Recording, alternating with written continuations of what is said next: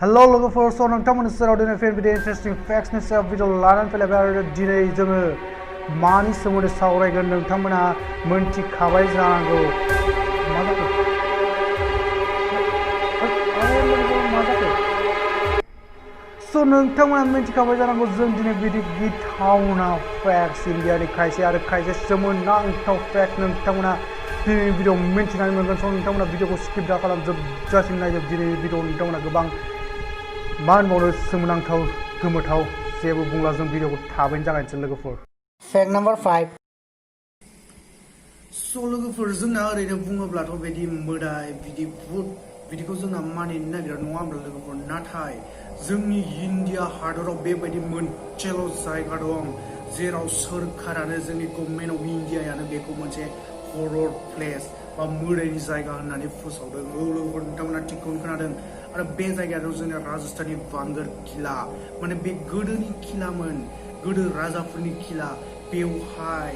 मानसि लकेल सुबुंफोरनि बुंनाय बादिब्ला हर जानाय लोगो लोगो माने खोमसि जानाय लोगो लोगो पायल ख्रिं ख्रिं बिदि गाबनाय जायफोरखौ जों सल'बाथायाव खोनायोमोन बिदि खाथिनि सुबुंफोरा खोनानानै मोनो लोगोफोर आरो बेवहाय माने बिदि होख्रावनाय हिन्जावफोरनि होख्रावनाय बिब्दि खोनायो आरो बेवहाय बिदिबो बुंनाय दंबावो सासे सिख्ला बिदि थाबायथिंबाय हायो मोनसे कन्टेनार माने एसेन लानानै मोनसे एसेन बे स्प्रेथ' नङा एसेननि बथल लानानै बिदि थाबायथिंबाय थायो स लोगोफोर बेयावथ' जोंना गोबां मानसि भिजिट खालामो सानाव नाथाय गभर्नमेन्टआबो जोंना दा बेहाय नटिस होखानानै होबाय जे गभर्नमेन्टआनो फोसावबाय बे मोनसे हर जायगा होननानै माने मोदायनि जायगा होननानै स बेवहाय नटिस होखानाय थायो जोंना सान हाबनाय लोगो लोगो बेथिं रावबो थांनाङा बेवहाय रावबो माने हाबनाङा होननानै स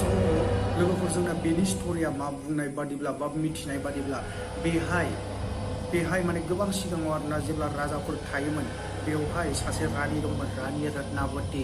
आरो बे 10 बोसोर जानाय लोगो लोगो बिनि स्वयंवर गोदो स्वयंवर जायोमोन ना माने सासे रानिखौ हाबा हरनोब्ला गोबां राजाफोरा माने फैनानै गावनि टेलेन्ट दिन्थियो आरो जायखौ मोजां मोनो बेखौ सायख'यो स बेबायदि जादोंमोन आरो बेवहाय सासे काला जादुगन माने ब्लेक मेजिक रोंनाय सासे सुबुं दंमोन आरो बे एथ' गिदिर माने राजाबो नंखाया बे स बे मिथिखागौ बे रानिखौ मोना होननानै नाथाय बियो गावनि जा सक्ति दंमोन बेहा ब्लेक मेजिक जादु खालामनो रोंनाय स बेखौ बाहायनानै बे रानिखौ लानो नागिरदोंमोन आरो बेयो बिदिनो खालामदोंमोन सानसे बे रानिया गासिबो थायोमोन ना जाय बेनि खामानिखौ मावना होयो बिसोरो हाथायाव थांनानै बिनि मोनसे सेन्ट लाना फैदोंमोन आरो बे सेन्टआवनो बे जोंना बर' राव बुंबा हायना मुलि बिदि काला जादु मिलायनानै हरदोंमोन बे स्ट'रिया ट्रु माने जारिमिनाव लिरनाय दं लोगोफोर फेक्ट मोनसे स बेखौ लानाय लोगो लोगो बे माने बे जादुगरखौ रानिया माने गोसोखाङो बा मोजां मोनखाङो बे सेन्टखौ फुननाय लोगो लोगोनो आरो बिब्दिनो माने बिदि संग्रा थायोमोन ना गोदो राजा रानिफोरनि स बे संनायाव मिथिनानै मोनो कि बेखौ बिदि खालामनाय जादों स बेखौ मिथिनायनि उनाव बेयो रागाजों बेखौ खुबैना गारहयो आरो बे अन्थायाव नांनानै बायफ्लेलाङो बेनि उनाव बे बथला बेनियाव माने बे जादु गोनांमोन ना स बे जादुगरनियाव थांफिनो स बे मोनथिनानै मोनो आरो बे जादुगरा बे किलाखौ सावहोयो कि बे किलाया सानसे जोबस्रांलांगोन होननानै आरो नोंथांमोना शक जागोन गोमोथाव माने बे बुंनायनि 1 बोसोर उनावनो बे किलाया जोंना जोबस्रांलांदोंमोन गुबुनजों गाग्लोबजानानै आरो बेवहाय बे रानियाबो बुथारजादोंमोन स बुंनाय बादिब्ला बे रानियानो दासिमबो बेखौ मा होनो हन्ट खालामगासिनो बेनिखायनो बे सेन्टखौ लानानै बिदि बेरायथिंनाय गोबां मानसिफोरा नुबाय आरो इन्डिया गभर्नमेन्टआ बेखौ कनस्ट्राक्ट खालामनोबो गोबां ट्राइ खालामबाय माने खायसे गाज्रि जानायखौ नाथाय हाया लोगोफोर जायफोर मिस्ट्रिफोरा बेवहाय खामानि मावहैयो बिसोरनो इन्जुर माने जखम जानानै फैयो वाव थारैनो बिदि जायगा दं आरो लोगोफोर जोंनि गेजेराव नोंथांमोना फोथायना फोथाया नाथाय फोथायाबा नोंथांमोना थांनो नायजागोन आंथ' फोथायो लोगोफोर फैक्ट नम्बर 4 स नोंथांमोना बयबो मिथिखागौ जानांगौ जोंनि बुहुमनि बयनिख्रुइबो गिदिरसिन नाया मा बे जाबायबा जोंना थिमिना बर' बुङोब्ला जायखौ ब्लु व्हेल होननानै मिथिनाय जायो आरो बेनि सासे गथ' जोनोम जाजेननाया बेसेबां किल'ग्रामनि जायो बेसेबां लिरथाय नोंथांमोना मिथिगौना बे जोंना 3,000 मा होनदों लोगोफोर नोंथांमोना थिगखौनो खोनादों 3,000 किल'ग्राम मासे जोनोम जाजेननाय थिमिनानि गथ'आ आरो बेयो गथ' जोनोम जाजेननायानो 3,000 किल'ग्राम जायोब्ला अब्ला बेसोर सान्दो बिमाखौ सान्दो बेना बेसेबां स' लोगोफोर जोंना मासे थिमि नाया सरासनस्रायै 1,50,000 किल'ग्रामनि जायो 1,50,000 किल'ग्राम। स' लोगोफोर बे थिमि नाया जोनोम जाजेननायनि उनाव बिमानि गाइखेरखौ जानानै थांनानै थायो। स' बे थिमि नाया माने जोनोम जाजेननाया 24 घन्टायाव 50 किल'ग्राम 50 किल'ग्राम 50 किल'ग्राम 1 बोसोरसिमहालागै बारायबाय थायो बेनि लिरथाया। नै दा जों भिडिअ नायगासिनो दिनै जों सानसे जागोन 50 किल'ग्राम बे बारायलायबाय बेनि लिरथाया। वाव लोगोफोर। Fact number 3. स' लोगोफोर बे फट'खौ नाय मोजाङै बे फट'आव मासे मैदेर एथ' गिदिरखौ एथ' फिसा सिगलजों खानानै दोनदों। बेनि मा मुलाम्फा बे मैदेराथ' बेखौ खेबसे बोलो होबानो बस'नो हायो नङा होमबा लोगोफोर। दाना नै मोनसे फट'खौ नायबावदो बेहाय मासे एथ' फिसा मैदेरखौ मानो एथ' गिदिर सिगलजों खानानै दोनदों नोंथांमोननियाव कुइसन जादोंना जायाखै नोंथांमोन? स' जादोंबाबो जायाखैबाबो आं नोंथांमोननो खिन्थानोसै बे जोंना फिसाफोरखौ गिदिर सिगलजों खानायनि जाहोना जाहैबाय बे फिसाफोरखौ गिदिर सिगलजों खानानै बे फिसाफोरा जुदि ट्राइ खालामबाबो माने नाजाबाबो बिसोरो बेनिफ्राय गनो हाया। स' बिसोरखौ बिदिनो खानानै दोनबाय थानाय जायो बिसोरनि माइन्डआव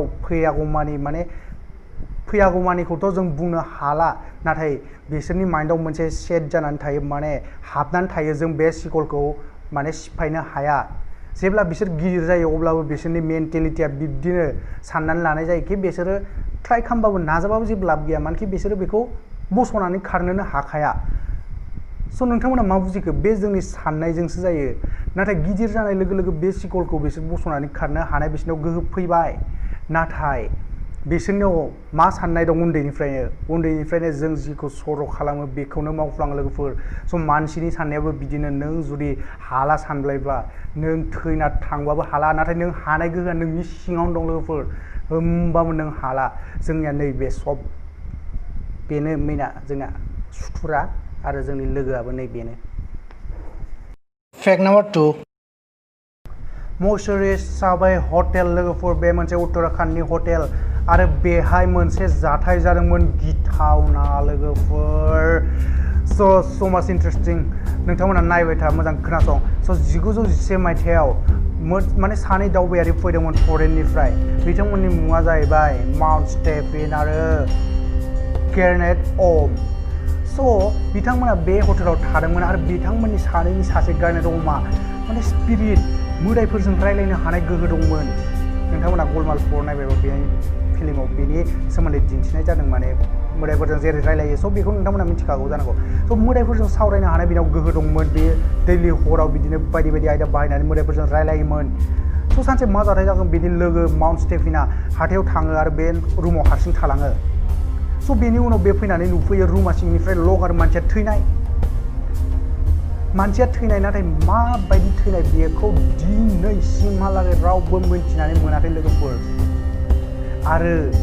मिन्थिनो गोनां खोथाया जाबाय बेनि सिगांखालिसो बे सोरबा मोदायजों सावरायबावदोंमोननो बेनि लोगोआ खाथियावनो थाफायो नालाय बे मिन्थियोमोन। स' बेबायदिनो बे मोदायजोंनो बे बुथारजादों होननानै बिदि मोनसे सानना लानायसो जाबाय नाथाय दिनैसिमहालागै बे माबायदि थैनाय बेखौ हमनानै मोनासै। नाथाय बेनि मिन्थिनो गोनां खोथाया जाबाय नोंथांमोना जुदि बे हटेलाव थायोब्ला मालाबा सानसे नङा सानसे बे मोदाया दासिमबो बे हटेलाव थालांबाय बेना केरनेट ओमना। गोबां मानसिफोरा बे हटेलाव थानाय गोबां मानसिफोरा माने बुंबाय बा नुबाय बे हटेलनि दरजाफोरा हारसिंनो बिदि फांलाय खेवलाय जायो लोगोफोर आरो बिदि सिरिनिफ्राय सासे हिनजाव थाबायलांनाय नुयोनो। Fact number 1. स' लोगोफोर जोंना नै बे दाउखौ मोजां नायलाय बे दाउनि मुङा जाहैबाय स्विफ्ट बार्ड। बे ओरैनो दाउ नङा कि आं नोंथांमोननो भिडिअ खिन्थागोन बेखौ बेहा माबा मोनसे गोमोथाव बेना गुन दं। स' बे गुना जाहैबाय बे दाउआ 111 किल'मिटार/आवार स्पिडाव बिरनो हायो लोगोफोर आरो बे दाउआ बांसिन सम बिरनानै थायो दसेबो हायाव बाफैया बा बिफाङाव बाबावा माने अख्रां सायावनो बिरनानै थाबाय थायो आरो बे दाउआ माने फिसाखौबो